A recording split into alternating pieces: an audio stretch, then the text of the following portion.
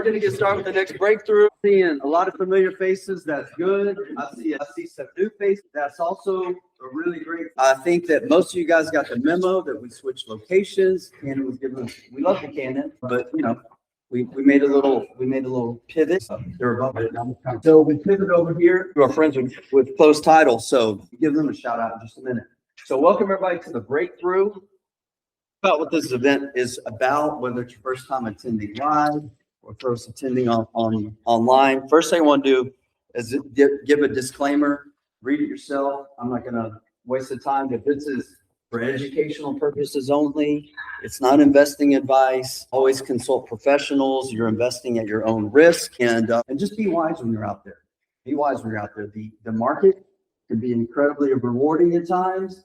And it can be incredibly unforgiving at times too. I've experienced both sides of that coin. I'm trying to stay on the other side as much as possible. And that's what I'm going to try to share with you guys today. All right. So let's go Flickr. So what is Breakthrough about? Okay. To motivate, educate, and inspire and equip others to go out and create the life and business that you desire. And for me, it's to live that through my example. I'm trying to create the life and the business that I desire, right, that I envisioned for myself years ago, starting from nothing. And it's always been on my heart to help others do the same, right? Because I always looking back at my former self, like when I was broke, when I was starving, when I didn't know what to do and I didn't know where to turn. And I was very fortunate to have some people share with me things that worked, things that didn't work. And I took that wisdom, this information, and applied it and changed my life. And I want to help others do the same. So that's what this is about. It's a community. We're gonna talk truth here. We're gonna talk about accountability. We're gonna talk about ownership, and ultimately, you guys taking action and creating results. So this is gonna be real conversations. Not a lot of hype and fluff and all this kind of stuff that you may find at other places. Not gonna be here. This will be based on the foundation of truth. Of like what have been my experiences of truth, and you guys as well. Sharing your input and helping others. And we're not just focused on making money. I don't want people making some of the same mistakes I've made. One of the things, if I could go back and talk to my younger self, like this is one of the big things that I would have drilled down to me 20 years ago is like, money is not going to solve all your problems. And I see that is a fallacy. Okay. But when you're in such a place, and some of you may be in this place right now, but we get into a place of really deep scarcity.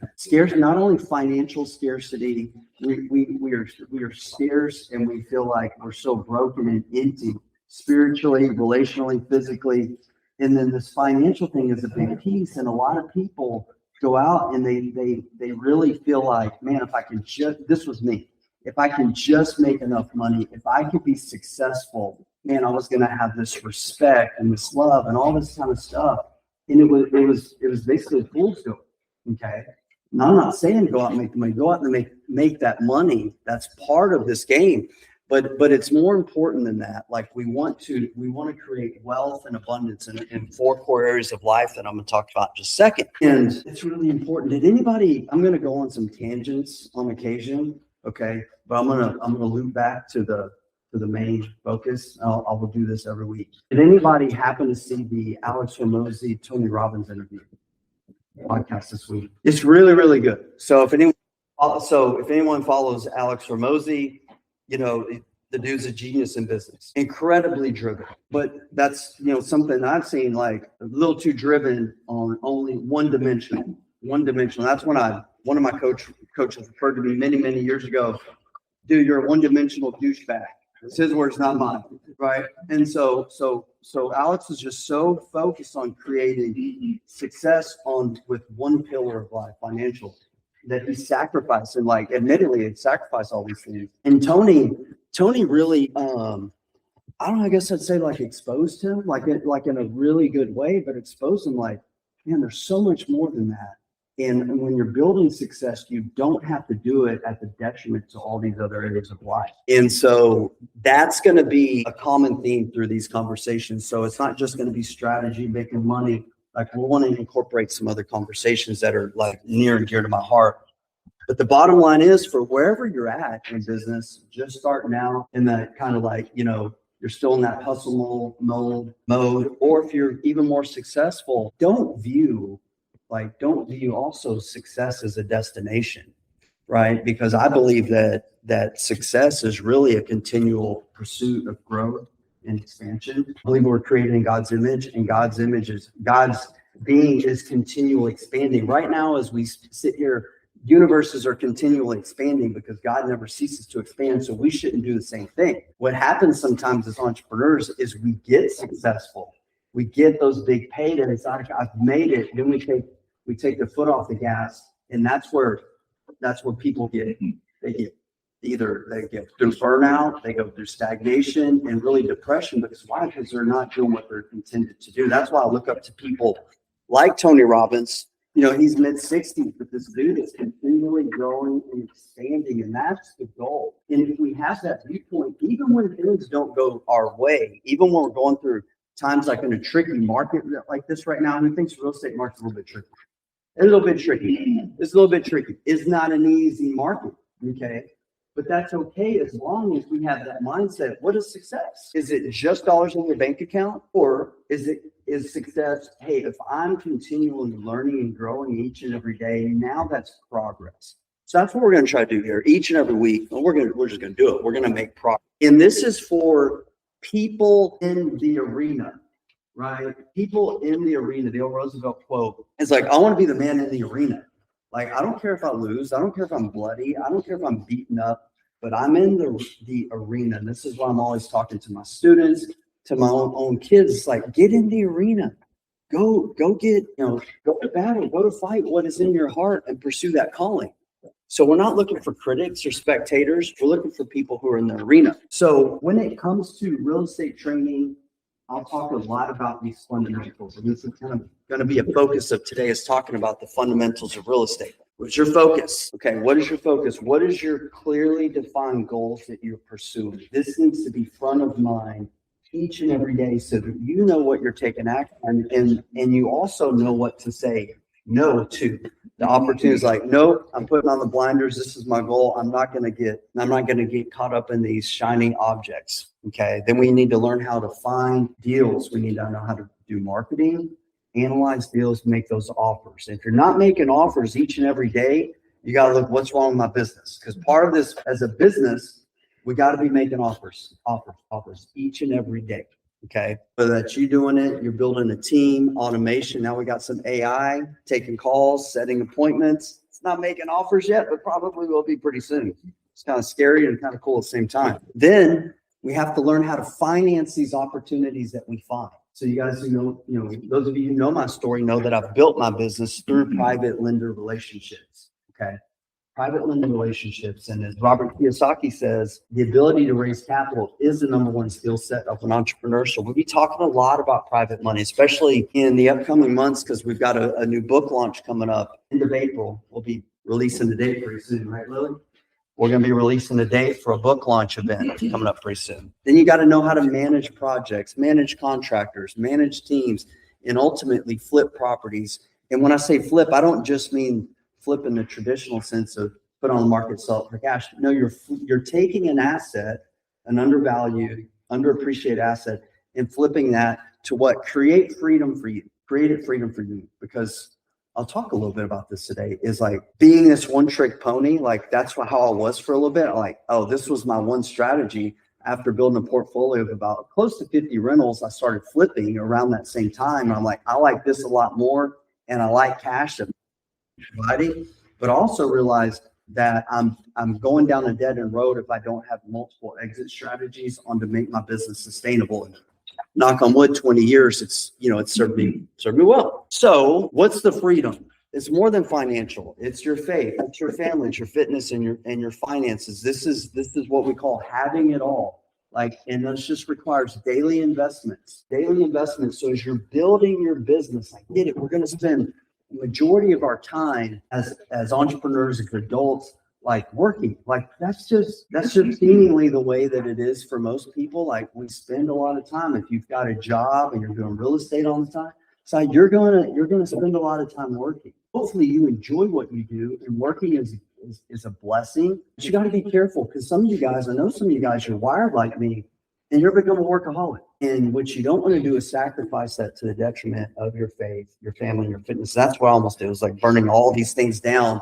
Oh yeah, my bank account's growing, my balance sheet was growing. All these things were burned to the ground. I'm like, no, I'm not going to do that. That's not going to be my legacy. So as you're building your business, and your life, there's things that can accelerate, greatly accelerate. And especially when you have all four of these incorporated in what you're committed to doing. Okay. Number one is continually sharpening your mindset, getting clear on your goals, strengthening your brain is a muscle. People don't realize that. People get lazy. They're Netflixing, right? They're Netflixing, they're watching TV, they're doom scrolling on social media all the time. And the most powerful muscle that you have in your body is like, it's mush. So we got to continually strengthen, condition it. You got to increase your skill sets, improve your skill sets as an entrepreneur, as a real estate investor, as a real estate agent, or whatever it is that you do. And then be willing to put yourself in an environment of like-minded people who are looking to do the same, right? We've all heard that you're essentially going to become the sum of the 5 closest relationships that you have in your life. And that was kind of a tough one for me. Was like, I had to let some friends go, right? This fly likes me. Use my hair gel, I hope. No, I just took a shower or something. And then lastly, accountability. Like, let yourself be held accountable. A lot of people don't like that because you're going to fail. A lot of people is like, you're supposed to fail. That's okay. That's how we learn. That's the greatest way to learn. So a little bit about myself. Flies are attracted to me, I guess. And so I've been doing this for a while. This is my credibility slide for those of you who don't know me here or maybe watching online. I've been doing this for almost 2 decades since I've been in real estate. 500 plus something deals, and mainly single family, but we've done it all in terms of flipped hundreds of homes, rentals, owners, like a lot of owner finance deals, mobile home parks, RV parks. We're doing some land development stuff now. And really cool thing, I'll be sharing about this in the future, depending on how it goes. Like we just put an LOI in on a big project in the Hill Country. It's something like I've never done before. So I'm pretty excited about that. And so you can build on these fundamentals as an entrepreneur where, you know, my whole thing is like, I'm just going to invest in real estate for the rest of my life, but continual expansion and growth. These principles that you're learning here can be applied to other areas of life and business. So that's a cool thing. All right. So quick announcements. Protocol. Do you guys want to participate? I'd love you to. All that I ask is that, you know, raise your hand if you've got a question. Keep your question in alignment with our topic. Okay. If we're talking about whatever it may be, like if we're talking about flipping, let's not talk about Airbnb. Ask that question maybe later.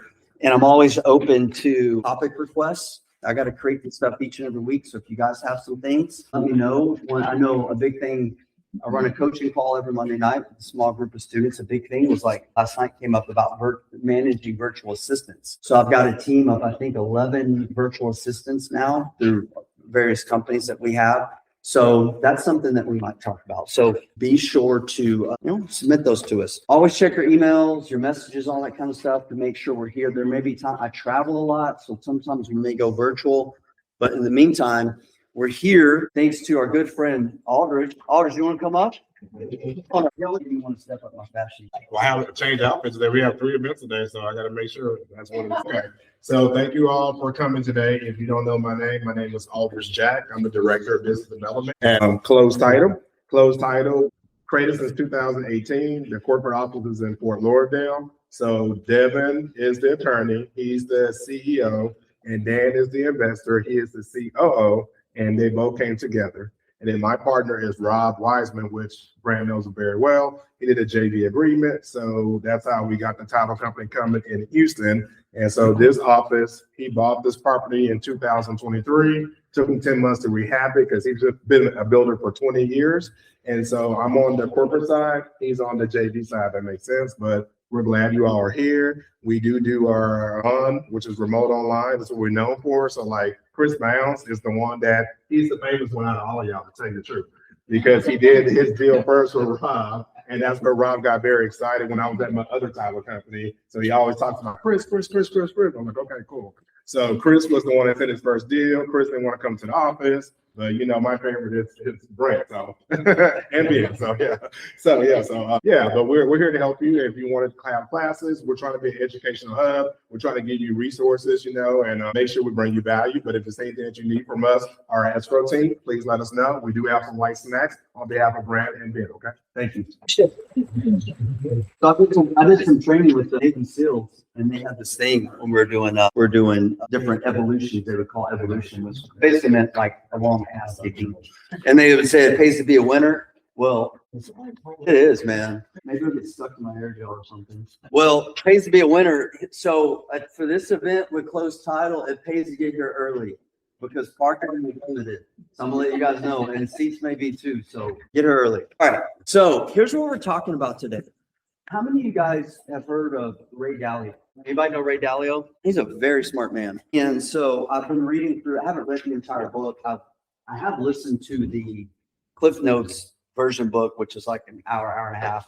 Listened to that twice last week, getting ready for this. So he's a smart man. And so I want to talk about some of his principles because I've been following him a lot more so lately because of what's going on in the world.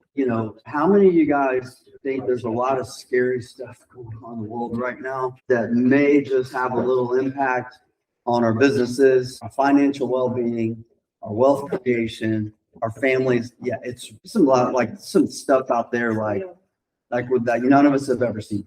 But is that even a true statement? Like, yeah, it's different, but when you start paying attention to what's going on in the world, if you are astute at studying history, which I'm really not, like that's not one of my things, but I've become more astute of following people who have dedicated their lives to studying cycles and things like that.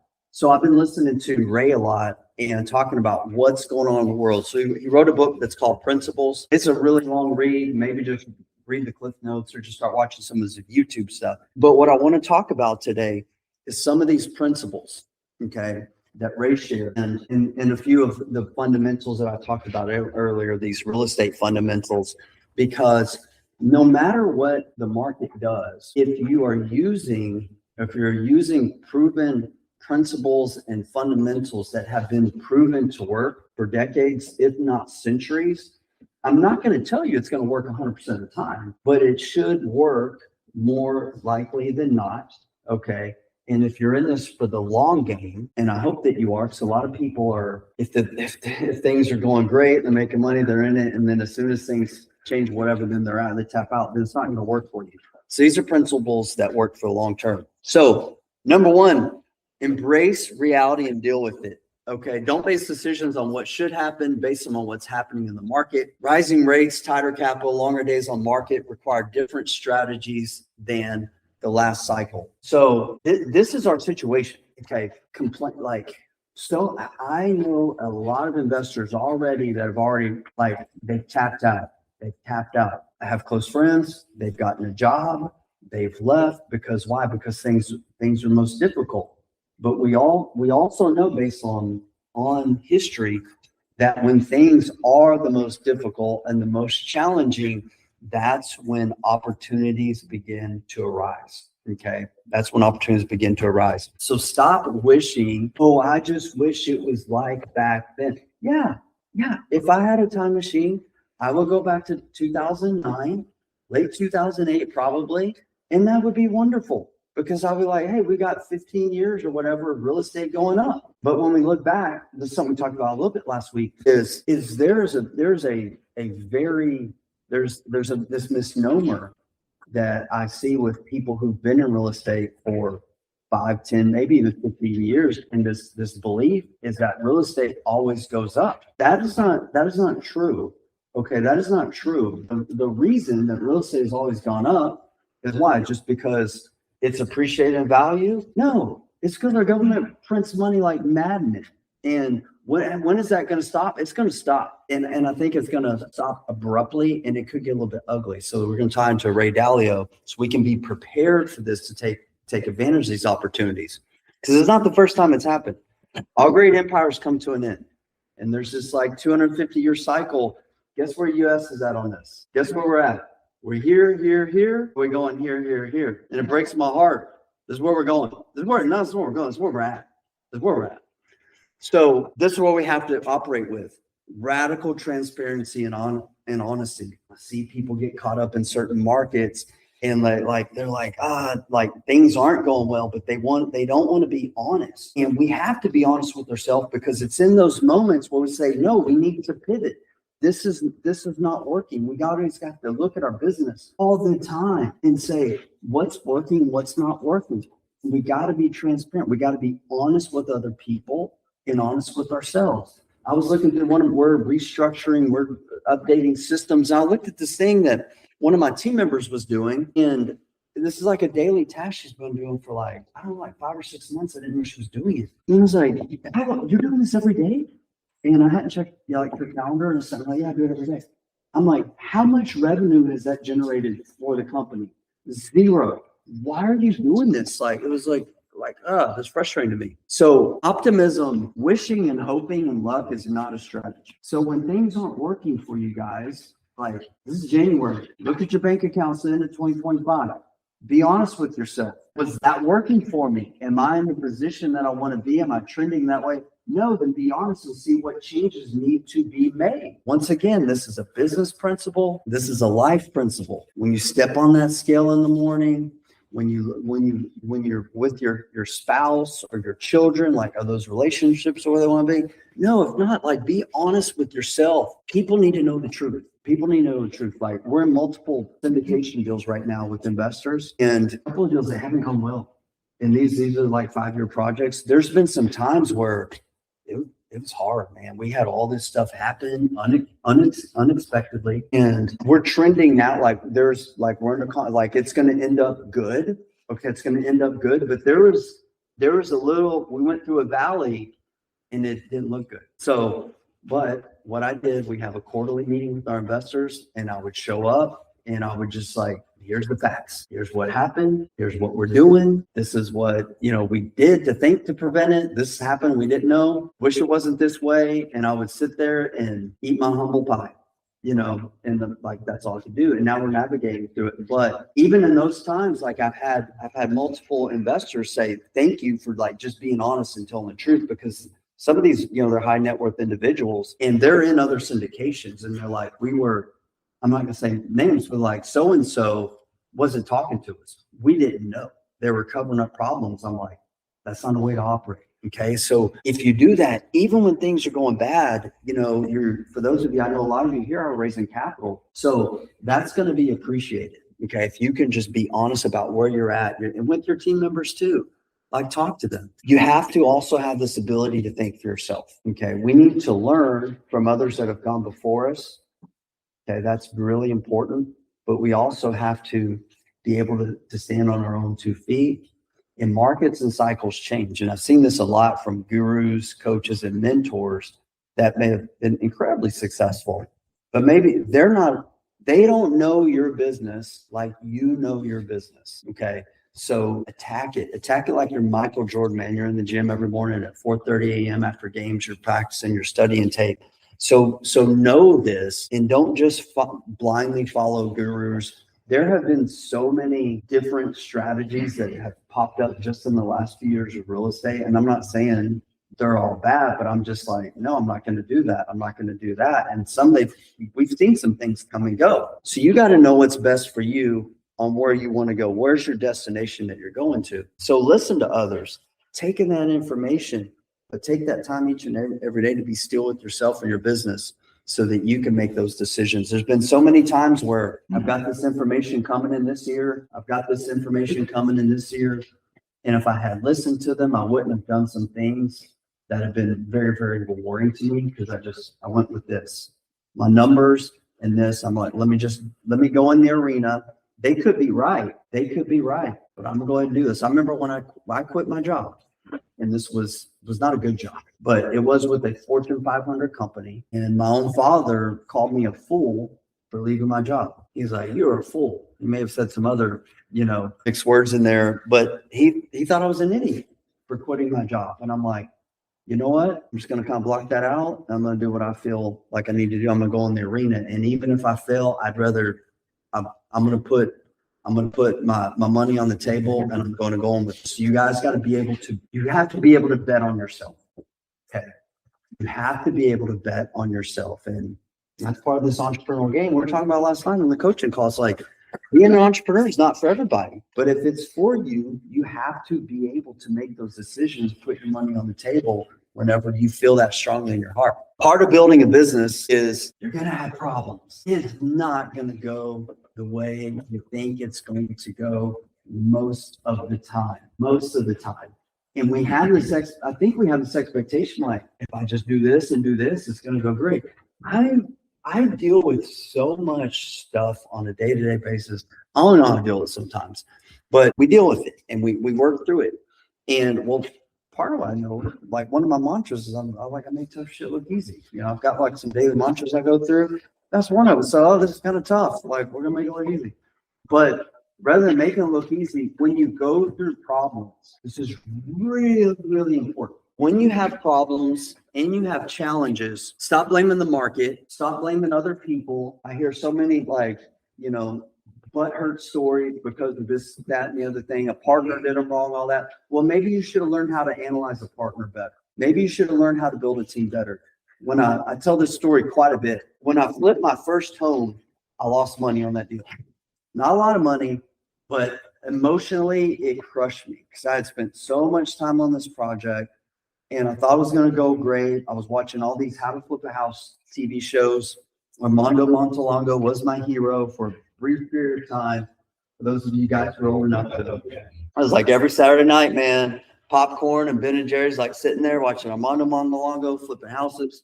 I'm like, dude, I want to do that. And I was like buying rentals. I'm like, I'm gonna do this, and I did. And everything went wrong. And I was like, this doesn't work. He's a fraud, man. Maybe he was a fraud. I don't know. But it crushed me, like when I say it crushed me, like I'm not gonna do that anymore. I'm gonna stay in my lane. I'm gonna keep doing these rentals on the side. Maybe I'll go get a job and kind of play it safe because it didn't work out. And so then this was one of those defining moments for me. Was I took the time to go back and say, what happened here? Like, why did things go wrong? And I started tracing everything back. And oftentimes, if you really take time and you're honest with yourself, when things don't go right in business or your relationships, you trace back. And a lot of times, like we may look at kind of the outward thing. We're looking at a symptom rather than drilling down to like, what was the real culprit? And so I realized all these, and I sat there like a pen and a pad. Okay, I'm gonna. This is one of the most powerful weapons that you guys will have. Oops, I'm sorry. This is one of the most powerful weapons that you guys have. One of my mentors taught me this. Pen and a piece of paper. And it's not very sophisticated, but it's called thinking time. And if you guys will block out a little time each and every week, put away the cell phones, lock the door, find a little quiet spot, and just start writing. There's something magical that starts to happen when you just like get out a pen and a pad and stuff like that. And I do this all the time on teams. I just start writing down things. So I went back and I looked at all the things that I did wrong. And I'm like, well, maybe if I hadn't have done that, or if maybe I'd have done this better, it could have went differently. So lick my wounds, knock the flies so they're flying around my head with this damn fly. And I said, you know what? I'm going to get back in the arena. And went out, found it. It scared the crud out of me because I got presented with the deal. This is going back 16 years. And at that time, the market was at the bottom. And I found a deal and it was close to a $400,000 ARV. Adjusted with inflation, that's probably like $1 million house today, right? And my wife and I had just moved out of an apartment. I was building my little portfolio of rentals, and this terrified me because you look at the doom and gloom and news and all this, but I knew this particular neighborhood, people love it. I knew this neighborhood. So long story short, signed the contract, bought the deal, nervous as hell. 60 days, and this is documented, I have video on this. So 60 days from closing, 30-day rehab because I was super clear on all the mistakes I made on my previous rehab, put on the market. First day, full price offer, closed 30 days later, I made over $60,000 net.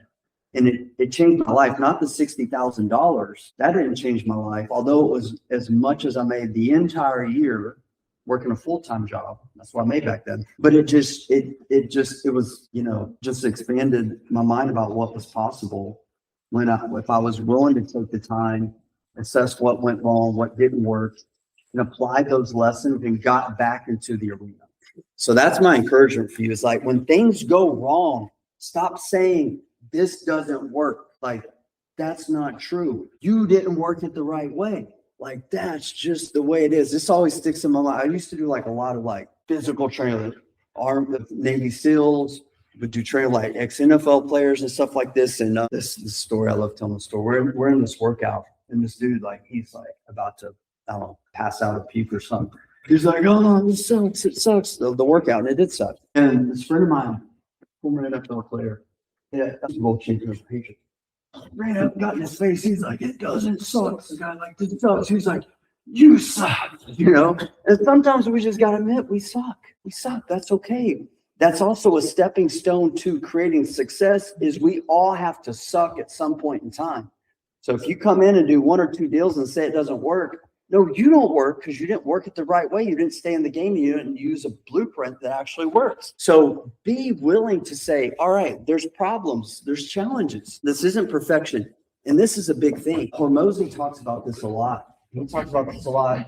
Dalio talks about this as well. And it is this. It's so, if you guys get in, like some of you guys are just getting started and wherever you're at, you're running a business, it's overwhelming because we think about all these things we have to do, all these things we have to do. I'm helping my wife right now. She's starting a new business. She's doing this social thing and I'm helping her. I'm like, all right. And she's really good at that, but some of the business stuff, not so much. So I'm like, here's what we got to do. We got to make a list. So my mind thinks like that. She's like, oh my God, overwhelmed, right? We've all been there, right? Oh, this is so much to do. And I'm like, no, like we're just making a list. All we have to do as entrepreneurs, we have to solve the next biggest problem. That's it. We just need to focus on that next thing. It's impossible to solve all your problems at once. But if you can focus like, what's the number one problem in my business and put your focus on that, that's a constraint. Imagine like a water hose that's clogged. You unclog, now you're flowing again. There's going to be another clog. For most people, I find this is lead generation. Assuming you're clear on what your business strategy is and what you want to do, the next clog for most real estate entrepreneurs is lead generation. So they're saying this doesn't work. I'm like, well, let's find the clog. It's because you don't make leads. You don't have leads. So you're not doing what each and every day. I just mentioned it. Making offers. So you don't have a business. You don't have marketing. So find that next, if you've got marketing and you've got leads, great. Now, what's the next constraint? Well, I can't close the deals. I'm having to wholesale things. I don't know how to raise capital. Boom, let's focus on that. So just focus on that next constraint in your business. Don't worry about those other 50 things that you got to do. Trust me, you will quit and give up if you're thinking about all those things because it's overwhelming. It will drain you. But if you think, I only have to focus on one thing, we can all focus on one thing, right? So be thinking about that. That's a part of this game. So balance risk with the potential reward. So what I'm going to talk about here is something that didn't come from Ray Dalio, which this did, but it also came from, I thought there was another 1 or 2 there. Clicker. There we go. What am I not seeing? Okay. What am I not seeing? Like we could think, hey, this checks out. Like everything looks good. And there's like this irrational exuberance where we get so excited because we see this potential reward where we don't stop and say, what am I not seeing? What are the risks that could take place? And we safeguard for those. And then we also have to be thinking about with every opportunity, there's also an opportunity cost. So this is also, all of these are incredibly important. But you may take part in a marginal deal because you're just, everybody does it. Man, I'm just anxious. I want to get a deal going. And then you take on a deal that's marginal. And now what has that done? You put your time and your focus there, which you should be doing, but now you can't take on this bigger opportunity. So this was a Sam Zell thing that I learned from him. He just really framed it in my mind, like solidified it. What are we really looking for as entrepreneurs? We want opportunities. Yes, we want a high reward, but what do we also want to do? We want low risk. So people, that I may meet or family members, all that kind of stuff. Oh, you flip houses, you're doing mobile home parks, land deals, like you're a risk taker. Like I think people label me with that. Maybe, but for the most part of being able to do 500 some deals, pay 10,000 some mortgages without missing one, I would say I'm a pretty low risk taker, right? Like the numbers make sense. I'm not going and doing these extravagant things that, where there's a high risk quotient. You have to have some discipline to say, no, what are my principles? And this is what Dalio lays out, is like, you have to have some guiding principles. So what this essentially is, we talk about core values, we build a business, your core values. These principles are an extension of your core values. And that is one of my core values, is looking for low risk opportunities with an acceptable reward. It's not always super high, but you gotta guard the downside. Because if you don't guard that downside, you're out of the game. Man, that happens every now and then. I'll bump into somebody, I'll see somebody, man, what happened? Well, this thing, that thing, yeah. So, I'm working a job over here. And they give up, right? Because what they weren't safeguarding that downside. They went in for an opportunity because they just saw the potential upside, and they didn't navigate through that in a sustainable manner. So we got to be thinking about things that are sustainable, but being willing to put that money on the table when the time comes. Markets change. So my story, like whatever the market's going to do, we have to be willing to say, okay, now is a wise time to change. It doesn't mean that you change every 3 to 6 months or change your strategy. No. When I got into real estate, I learned from a local real estate group, and it was like, buy rental property, buy rental property, buy rental property. So that's what I did. And they may or may have not promoted this incredible lifestyle that comes with buying rental property. So I'm like, I'm going to go all in with this. And first year I bought 10 rentals. Halfway through first year, I was at another boot camp, another real estate strategy. I'm like, what am I doing here? This is what they call a drip. Okay. This was a drip. I'm like, let me get back on track. And I did that. But after about 25 to 30 rentals, I'm like, okay, I've got this equity and I've got these rentals and I've got a good construction team. I've done some things, but I'm like, my lifestyle is not what I want it to be. My money game is not what I want it to be. So I was willing to adapt, and that's when I started flipping houses. So I was like, okay, I learned a lot from my mentor on creating long-term wealth through rentals. And I learned that from him, but I wanted cash. I wanted money. And so that's when I learned how to flip houses. And then over the years, not every 6 months, not as the weather changes, but then a few years later, I'm like, oh, this owner finance thing. And then you can essentially build, you can kind of bolt on businesses. That's why I created my construction company. Later, we created a lending company. They're bolts on business, synergistic to what we're doing, but we didn't do it all at once. Over time, you look for opportunities, and markets change. 5, 6 years ago, whenever single family kept going up, it turned from what was a blue ocean opportunity, 2008, 11, to more and more what people came into the market. All the hedge funds were here in full force. I'm like, this isn't working the way it used to work.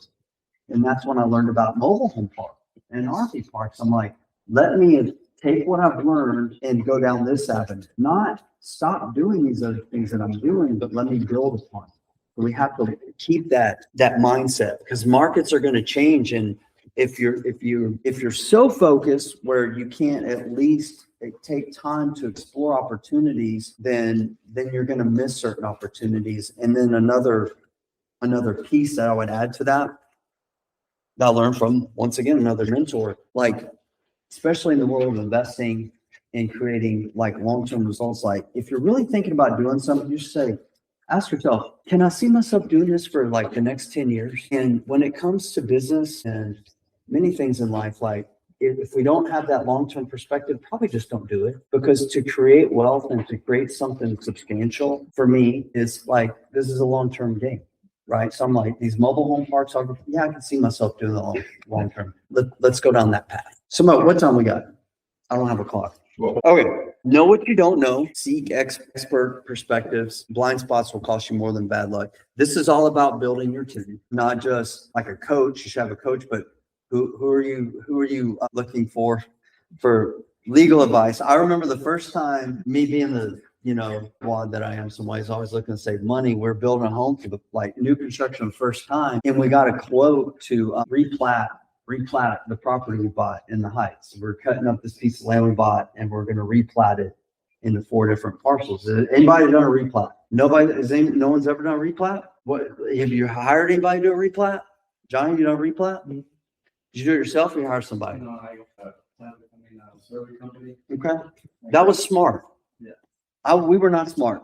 We decided we were gonna do it ourselves because we wanted to save like $10,000. Stupid. We should have like went and it set us back and all this kind of stuff. So stuff you don't know, let's speed things up. All right. Let's speed things up. Okay. Historical patterns. Markets are cyclical. So I'm not going to get too much into this, partly because of time, and it's not my area of expertise. It's not, but I've been listening to a lot with Dalio, and I don't want to be doom and gloom kind of guy. I had something on my phone I was going to read, but I'll just summarize it for you right now. Historically, and it's not always, okay, let's look at the history of the United States. We can look at history of real estate markets and stuff like that. But sometimes we can also look at the history of other countries, other empires, so to speak. We can look at what happened quickly in Venezuela, Argentina, for example. What were they doing? They were essentially using the United States playbook, which is print money, and wishful thinking and think all that is going to improve. Guys, as soon as, and I'm probably not even say if, but when, like, the world is off the dollar, we're probably in a lot of trouble. Okay. And that could happen pretty soon. I don't know, but with everything that's coming out with crypto type of stuff and the way that our government is, like, be prepared. So I would say, don't be scared, like, don't live in fear, but begin educating yourself. Okay. Because in these down times, for those that are wise and those are prepared for it, there will be transfers of wealth, and there will be also like blood on the streets. So start listening to people who have gone before us that are very wise, and Dalio is one that I look up to, and accept that mistakes are part of the process and learn from them. He made a huge mistake in the 80s because he predicted a collapse in the 80s, and he lost everything, right? And so I flipped a house and lost less than $2,000. It crushed me. He lost, I don't know how many, like, billions, right? That crushed him where he lost everything. But he's like, this is what happened. It was an ego thing. And that happens to so many of us. He was like, I believe what I believe because on this, but I didn't dive deep enough into why I believed it. And I didn't dig deep enough into what could possibly prevent me from believing what can happen. So I'm building my business with what's here right now. Maybe in my lifetime, we never go off the dollar. I don't know. Maybe things, I don't know, like something happens that we don't see. That's what happened with COVID. That's what happened before that. Every time we're thinking a market shift is going to happen, print money. So that even the most wisest people that predicted things, when there's government interference, which there almost always inevitably is, it throws off what should have happened. All right. So test ideas in a small way before scaling. There's a book. It's a really short read. It's a really good book. It's called Little Bets. Don't be betting the house on everything. Okay. Don't be betting the house on everything. But if you can make little bets, like, let's test this out. I do this all the time in my business with little things. Let's test it out. And I'll tell you, statistically, with little bets, 70, 80, maybe 90% of the time, they don't work. They fail it. Okay. But every now and then, I'm like, man, boom, that was a home run. So make little bets. Don't sacrifice. A lot of people are like, I'm going to go all in. Going all in, mentally, emotional and stuff, it can be great. But going all in with your business, a lot of times is just foolish without testing some things first. So test some things out. Case in point, like, I'm an entrepreneur. And so the idea, and that's why I got into real estate, was not first and foremost about money. Is like, I wanted freedom. And when I'm coaching people, like, I want them to create that version of freedom for themselves. But what happens a lot of times, like, they go to a seminar, they go to a boot camp, they're going through, and they get all hyped up, and they don't have a deal. They don't even have their marketing set up. Like, I quit my job, I'm going all in. Maybe not so wise. Okay. Not so wise. So be thinking about that and test little things. I worked at my job and did real estate for 2 years and 3 months. I did close to 25 deals during that time. So I was testing it, right? And I had built a good foundation before I went like all in, so to speak. Remain humble. The market can humble anybody. It humbled Dalio. It's humbled me so many times. So confidence is good. Arrogance is expensive. So you have to remain humble. With my investor story I was telling you guys about, like, we just got to eat our own pie all the time, on occasion, because the market doesn't care about your experience, your titles, your past wins, all that kind of stuff. Track results, review patterns. A lot of people, they don't have KPIs. They're not really tracking numbers, and what gets measured can get managed. And if you have numbers, now you can begin to improve them. The easy way to, like, okay, I'm going to the gym, I'm stepping on a scale, like, that's the easy thing. We need to do this in our business too, okay? Because numbers don't lie. So we need to be tracking numbers, looking for patterns. Be wary of overconfidence in bull markets. We're definitely not in a bull market now, but I knew a lot of flippers just a few years ago were going all in. I'm like, that's great, but this is only going to be for a season. And they were just like over exuberance. And what happens? They're gone. They're gone. Even some people that I looked up to, made a big mess. Okay. You can be very, very intelligent, but if you're not checking your ego at the door, and if you don't learn some humility and learn from studying history and things that can change. And there's been a lot of opportunities where this looks like a really great opportunity, but I didn't have peace about certain things. My wife's like, aren't you going to do this? Like, that downside, if that happens, I don't think I can fix it. That's been a lot of my reasoning for certain, like, big development deals, because I want to maintain 100% track record with my lenders till the day I die. So we got to be cautious, because bull markets, they will hide bad habits and poor decisions. And yes, I love the saying, like, I'd rather be lucky than good. It's not really true. Like, I'd rather just be good and do something that is sustainable over the long haul. Build trusted partners and advisors. We talked about that a little bit. There's one last one I want to hit on. We've talked about keeping your ego out, refusing to pivot. There's a time when you do need to pivot and you're just so doggone stubborn or bullheaded that you don't want to. And this is a big one. Okay. This is the last one I'm gonna hit on. There's a lot more. I'll try to narrow this down. Is when you are anybody going through a challenging deal right now, a little tough, difficult time, we've been talking about this, right? It's really hard. It's really hard when you're going through a challenging real estate deal, a partnership, whatever in life. And if you keep your focus on that, you're gonna tap out. You're gonna quit. You're gonna give up. What you have to continually do is, why every single week, I have mantras, I have a vision board, all this stuff. Like, I'm thinking about the long term. So when I'm going through some stuff that's really, really, really hard, really difficult, if I wasn't looking up here, I would tap out. I was talking to my daughter recently. She's going through some stuff, and we're having this conversation, and there was a pattern there that I brought to her attention. I mentioned this last week. I'll mention it again real quick. And the pattern in the conversation when she was talking, and I told her this way. I was like, here's what I'm hearing from you. When you're talking, I'm hearing you talk about things that are below you or behind you or out of your control. Things are below us or behind us. We don't want to spend our time with anything below us. We can't do anything about things that are behind us or things that are out of our control. We can spend a little time there, but the majority of our time needs to be spent on things that are above it, pulling us up. Right? Things that are forward thinking. And when you get stuck in these situations, you're down, it's hard, you're wallowing. What can always get you out of it, and this is Tony Robbins saying, focusing on a more compelling future. So if you let these little things take you out of the game, it was not because of that situation. It was not because of that bad partner. It was not because of that bad deal. It was because you did not have that clear vision from goals. If you did, you would be able to extract learning lessons and apply them and keep you in the game. And part of creating wealth, the big part of creating success, is just staying in the game and navigating through these emotional highs and lows.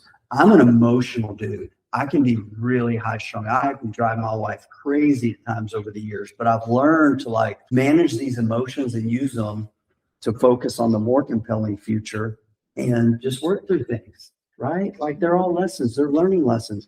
I have team members that screw up. Before, I would I'm not proud of it, but I would get on to them. I would, maybe raise my tone or make them feel bad. And now it's like, that's not useful. It's like, just ask, like there will be a problem, there's a mistake, and we'll just kind of laugh about it. I'm like, so what did we learn here? What happened? You've all heard the saying about one day, I mentioned this too, I think, one day we'll look back and we'll laugh about this. Everybody's heard this? Why not laugh now? This really effing sucks, It's all right. Now you change your state. Now you can get back on track. Yeah, it really sucks bad. But here's what I learned. Here's what I'm going to apply. And you stay in the game. Not like I'm going to melt down, shut down my business and go no, that's quitting. The only way that you're going to lose is if you quit. So we're not going to quit. All right. So for those of you who are ready to launch, we do have a launch program that I've taken many investors through, some in this room. If you're interested in that, reach out. Comprehensive training that goes through the 5 fundamentals of real estate. If you're online watching, you know how to get in touch with us. Be happy to talk to you about that. For those of you who are real estate agents, investor agents is mainly who we work with at the Wolf Pack. If you're part of the Wolf Pack, raise your hand. Everybody look around. Holy crap. Wolfpack's taken over. I'm just going to let you know. Wolfpack's taken over. So if you're a real estate agent or you're thinking about getting your license, get connected with some of the people that you meet in this room. They're part of the Wolfpack. We've got a very, very strong of investor agents who are growing their business, doing well, collaborating, iron sharpening iron, working together with multiple meetings, events, and things like that. All right. Does anybody have any questions? Things we will discuss? I think we're probably up on time, unless Aldra's going to kick us out. No, you're good. We're at 1:03. I'm good on time, so fire away. Is that separate from? Is what? Is that separate from the Pathway thing, or that's? Launch is it's an investing training course that we put together. But you just give me a shout about that. For those in Wolfpack, just give me a shout about that. All right, so if you say like the shit's gonna hit the fan in America, let's say the money supply doesn't modify, what are you reading that's gonna happen next? When that happens? Yeah. So, okay, if this is not my area of expertise, like I don't like things dealing with taxes, insurance, all this, like I don't like dealing with it. Like I don't spend a lot of time there. So I'm not like some big prognosticator. Okay. And when people ask me about the real estate markets, what do you think the market's going to do, Brent? I'm like, well, one of 3 things. It's going to go up, it's going to go down, or it's going to flatline. So what I see right now, I don't have my phone's right there, so I can't read it. Is this? So last month was the lowest volume of sales in I think 10 or 15 years since 2008, 2009. Year over year, we're down.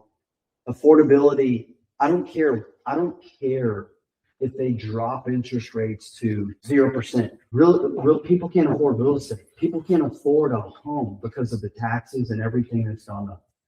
If we go off the dollar, is that the question? Is that the question? Yes. It gets really, really bad, really, really quick. Based off like Venezuela, Argentina, you look what happened there. We're the world's currency, and why do you think they're doing all this stuff? The BRIC summits and all this kind of stuff. They're trying. The world is trying to get off the dollar, and I don't blame them because they know we're propped up on printing money. So it could get ugly really, really quick. It gets into what has happened there, hyperinflation. So the dollar, like people like wiping their butts with dollar bills because it doesn't have any value. Okay. So it could get ugly really, really quick. So home real estate? What's that? So home real estate? Well, I would say yes, physical assets, and I'm not a big like crypto kind of guy or anything like that. I've got some silver and stuff like that. But no, I've just been put all your eggs in one basket, which is for me, it's mainly real estate, but I don't know. Like, I don't know when that's going to happen. I'm sure it's going to happen. I just know that when it's happened to other countries, it gets ugly really, really quick. There's no more money. There's 350 million people in America, something like that. Do you know how many Americans are on some form of government subsidy? Yes. 40%. 200 million. We're basically a socialist country. We basically are. Because if everybody's getting food stamps and government housing and all this, it's not sustainable. Every 3 months, 4 months, we're $1 trillion deeper in debt. It's like, so equivalent is, let's say, for example, you make $100,000 a year is your income, but you're spending 130 or 140,000 a year. So what happens? You do that for 1 year, you max out your credit cards. The second year, maybe you're able to get some type of loan, maybe your house might be valued. Third, fourth, fifth year, you're bankrupt. And so we've been in this for a long, long time. So it's gonna hit the fan. It's gonna hit the fan. Sorry to be a buzzkill, but I told you, like, radical transparency, like, this is what's going on. So we got to be paying attention to people who are spending. I would say, like, also, like, start listening to people a lot smarter than me that, like, spend their life studying and stuff, and take it all with a grain of salt because they could be wrong. Dalio was like, I was wrong big time. He put everything on this prediction that he said was wrong. You know, and he lost everything as a result of it. Because he bet against the U.S. back then. So continually learn and grow, and that's the cool thing. If you have that mindset, like, I mean, there's a part of me that gets fearful, but part of me gets, like, just more excited because, like, we can, like, oh, this is gonna suck. Like, this is gonna be an adventure. Like, let's see what this is. We're all writing our legacy. We're all writing our story. So when turbulence and challenges come, like, we look historically, like, leaders stepped up. Like, be a leader to your family, to your team, and, like, create opportunities. So upcoming events, I've already touched about being a part of team, get connected here. You want to talk about upcoming event? Oh, well, so why is it important to have, like, the emotional, like, management inside of a deal and, like, with perspective of real estate? Like, why is it important not to, it's like the emotional side, the action piece? Because a lot of people get into business some point. A lot of people will have a challenge in a deal or with an employee. Like, what is it for you, to manage that side of it? Like, how do I manage it, or why is it so important? Like, how do you do it, but also, like, kind of what's your mindset around, the overall picture and journey, like, in real estate business? Yeah. So going back to Tony Robbins, right? So I've done a lot of studying, been to I think 5 or 6 Tony Robbins events, and probably the biggest thing that has stuck out from everything I've learned from him more than anything else was he talks about, like, he talks about your state. What is your state? What is your story? And what is your strategy? And those are 3 things, like, we always got to be aware of and managing. But the most important is your state. What do I mean by that? So our state management is being an empowered state. You guys all know when you get into a zone, maybe it's a certain time of the day, you wake up, you have your coffee, do a devotion, like, man, you feel like empowered. If you can stay in that state, like, now you're making more decisions, you're thinking wisely, but then we have days where things aren't going wrong and we get trapped in a scarcity mindset. Doom and gloom, all these things are breaking loose. Maybe there's problems with the family. Maybe you're not feeling well. When you're in that state, you make decisions from the state that you're in. So one of, like, the biggest things is state management, staying in an empowered state. Part of that is having I would just say the ability, and not the discernment, but just the discipline to start understanding, like, what are certain things that are going to rob you of being in that state. Maybe it's television, maybe it's social media, maybe it's certain people in your life, right? So you have to begin to eliminate those and begin filling in more things that help you change your state. For me, in the morning, quiet time, reading, prayer, journaling. Little things. I read this here. I have a little trampoline in my room. Like, I jump around on it. So you're sitting, it wakes up, like, jump around on a trampoline for a minute. I've got a mantra that I've been saying for like 15 years now. So if you're in an empowered state, combined with the right strategies, you can do just about anything. When you're in a disempowered state, it's hard to get out of bed. And I've been there before. Like, I didn't want to get up. I didn't want to do another phone call. I didn't want to do a meeting. I was disempowered. So managing your state is absolutely critical. There's little things, what you eat, what you're constantly thinking about. Like all that's part of state management, having that more compelling vision, all those things, they all tie in together. There's like all these pieces to the pie and that's all a part of it. Daily exercise, all these things. Like to me, like I exercise almost like every single day. I don't care if it's 15, 20 minutes. It changes my state. I just feel better. I'm more productive. I think more clearly. So there's all these little things. Next week, how many of you guys know Connor Steinbrook? Most of you guys. So Connor's going to be in town. He and Ben are working on coordinating an event for the Wolfpack team. Tentatively, Ben, we're saying next Wednesday at noon, but we're still working out some details. Block out your calendars. We haven't got with Connor yet on all the details, but we're going to have an additional meeting. I'll be back here next Tuesday at noon in person, or for those of you online, there's a lot of people that come on this. That's cool. So we'll be back at noon next week. And then those of you in Wolfpack want to come out and meet Connor, we'll be doing another event for that next week. So I appreciate you guys coming. Thank you very, very much.